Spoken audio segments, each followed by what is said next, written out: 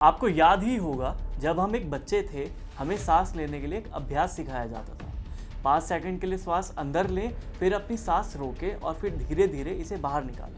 हम सभी इसे प्राणायाम नाम से जानते थे। यह हमारी संस्कृति, हमारे जीवन का एक अभिन्न अंग है। ऐसा भी होता है अगर हम एक बार में बहुत सी सीढ़ियाँ चढ़ गए और हमारी सांस फूलने लगी। ऐसे में ये बताया जाता है कि शीर्ष पर पहुंचे और अपनी सांस को स्थिर करने के लिए इस प्राणायाम का अभ्यास करें। अगर पैनिक अटैक हो रहा है तब भी अपनी तेज धड़कन को स्थिर करने के लिए सबसे पहले अपनी सांस अंदर लें और ध्यान केंद्रित करें। पाश्चात्य संस्कृति एक कला में बहुत निपुण है। मेहनत कोई भी करे, कार्य कोई भी करे, पर श्रेय चुराने में इनका कोई सानी नहीं है। यूरोप हो या अमेरिका, कहानी वहीं की वहीं है। यही बात हाल ही में फिर सिद्ध हुई जब योग पद्धति के प्राणायाम को अब अमेरिका कार्डियक कोहेरेंस ब्रीथिंग नाम से अपना बनाने का प्रयास कर रहा है। नमस्कार, TFI पर आपका स्वागत है। मैं अभिषेक शर्मा आज आपको बताने जा रहा हूँ कि कैसे पश्चिमी देश भारतीय संस्कृति से प्लैनेटरी सिस्टम और पाइथागोरस थ्योरम से लेकर अब प्राणायाम को अंग्रेजी नाम देकर क्रेडिट लेने का प्रयत्न कर रहे हैं। साइंटिफिक अमेरिकन मैगजीन नामक इस पत्रिका के ट्वीट के अनुसार कार्डियक कोहेरेंस ब्रीथिंग एक्सरसाइज से हृदय गति स्थिर रहती है और एनेक्साइटी का खतरा भी कम रहता है। हालांकि जो फोटो इस मैगजीन ने उपयोग किया उससे स्पष्ट सिद्ध होता है कि कैसे पाश्चात्य संस्कृति एक और कई भारतीय पद्धति को पाश्चात्य चोला उड़ाकर अपना सिद्ध करना चाह रही है। क्योंकि जो मजा कार्डियक कोहेरेंस ब्रीथिंग एक्सरसाइज बोलने में है वो प्राणायाम बोलने में कहाँ। वास्तव में प्राणायाम प्राचीन योग शास्त्र का एक अभिन्न अंग है जिसके अनेकों लाभ हैं। इससे स्वास्थ्य भी नियंत्रण में रहता है तथा इससे श्वसन तंत्र सशक्त रहता है, जिससे हृदयघात का खतरा भी कम रहता है। प्राणायाम का उल्लेख योग शास्त्र के साथ आपको वेद, उपनिषद एवं स्वास्थ्य से संबंधित भारत के प्राचीन इतिहास के अनेक पुस्तकों में मिल जाएगा। ऐसे में अमेरिका का यह घटिया प्रयास भारतीयों को रास नहीं आया और उन्होंने इसकी आलोचना भी की। TFI ने भी मोर्चा संभालते हुए अमेरिका और पाश्चात्य संस्कृति को क्रेडिट चोरी के लिए निशाने पर लिया।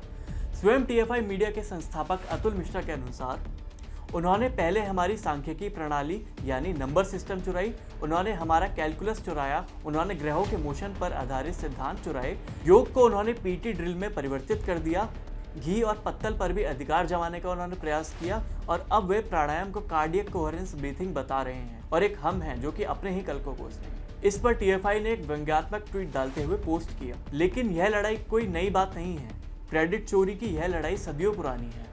अभी कुछ ही दिनों पहले TFI ने एक लेख के जरिए बताया कि कैसे अब हजारों वर्ष पहले पाश्चात्य संस्कृति अधपके मांस का भक्षण करती थी। तब भारतीय संस्कृति प्लांट आधारित डाइट को बढ़ावा देती थी और अनेकों अन्न से परिपूर्ण लड्डुओं के सेवन को भी बढ़ावा देती थी, जो सेहत के लिए बेहद गुणकारी थी।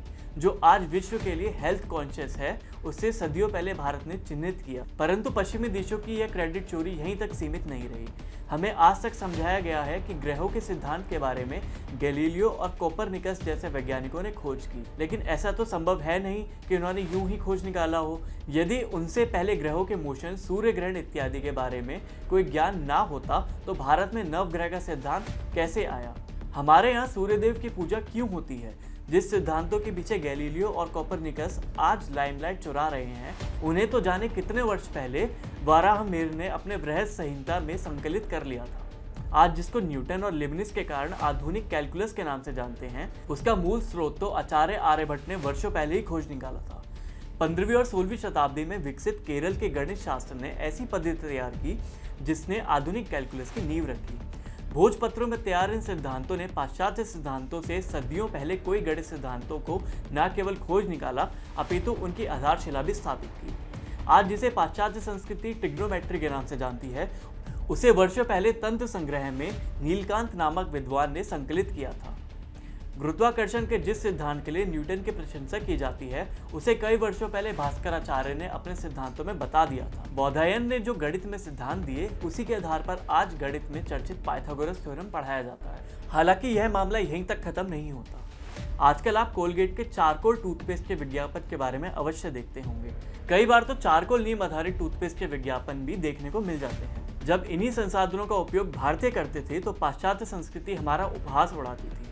कोलगेट के कुछ ऐड स्पष्ट तौर पर हमारी मूल संस्कृति को निशाना बनाते थे, लेकिन आज हमारी संस्कृति को चुराकर अपने आप को यह कूल सिद्ध कर रहे हैं। हमारी हीन भावना भी ऐसी थी, जो भी विदेशी कहता हम बिना सोचे समझे सर झुकाकर मान लेते थे।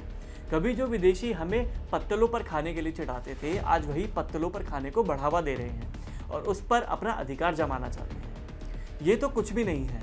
पाश्चात्य संस्कृति तो नीम, हल्दी और बासमती जैसे खाद्य पदार्थों तक को अपना सिद्ध करने पर तुली हुई थी, जिसके लिए भारत को लंबी वैज्ञानिक लड़ाई लड़नी पड़ी। हालांकि जो संस्कृति भारतीय संस्कृति द्वारा पेड़ के पत्तों से बने प्लेटों तक को अपना बनाने में बाज नहीं आए, उससे और क्या आशा की जा सकती है।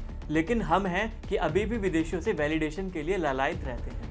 ठीक इसी प्रकार से योग शास्त्र की पद्धति भी युगों युगों से चली आ रही परंपरा है, जिसे पश्चिम ने हॉट योगा और पीटी ड्रिल बना दिया है। हालांकि अब हमें इसके लिए पाश्चात्य संस्कृति के अनावश्यक क्रेडिट और वैलिडेशन से बचना होगा। हमें अपने आत्मसम्मान को सर्वोपरि रखते हुए पश्चिमी देशों को ये सिद्ध करना होगा कि हमारे शास्त्र को वे यूं ही अपनी सुविधा के अनुसार नहीं चुरा सकते। असल में जो साइंटिफिक अमेरिकन ने किया है वो एक बार पुनः सिद्ध करता है कि क्रेडिट चोरी के मामले में पश्चिमी देशों का कोई सानी नहीं है। युगों युगों से जिस प्राणायाम के बल पर करोड़ों भारतीय एक स्वस्थ जीवन जीते आए हैं, अब उसे एक नया नाम देकर अमेरिका अपना बनाना चाहता है, जो उसकी छोटी सोच को उजागर करता है।